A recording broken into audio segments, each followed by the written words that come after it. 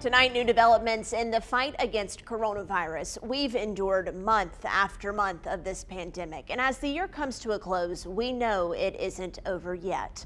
More than 3,300 COVID patients are in hospitals across our state. Healthcare professionals are working around the clock to save lives. Cases also continue to rise, more than 8,000 new ones today. 65 North Carolina counties are in the red on the health department's COVID alert map. But there is a light at the end of the tunnel. Today, Governor Roy Cooper announced next steps to get the COVID vaccine to North Carolinians who need it most. WFMI News 2's Alma McCarty joins us live with a breakdown of the state's timeline.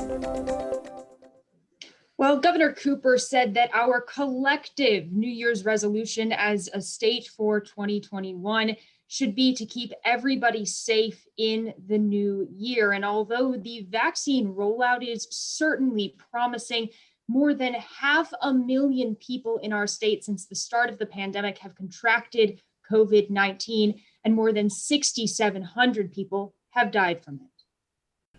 Although overall testing was down as expected during the Christmas holidays, we saw the highest number of people in the hospital and record high percent positives. Keeping people from getting sick and having to check into hospitals, that's an urgent priority.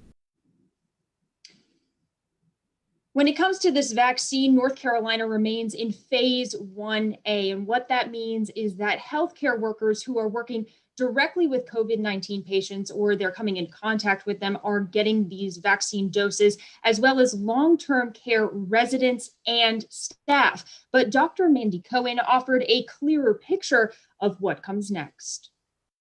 We anticipate moving to the next phase, phase 1B, in early January. Currently, there is not enough vaccine for everyone in phase 1B to be vaccinated at the same time. To best manage vaccine availability, we will open phase 1B in groups. Group 1 is anybody 75 and older, regardless of health or living situation. Group 2, after that, healthcare workers and frontline essential workers who are 50 and older. And then group 3 is the rest of the healthcare and frontline essential workers.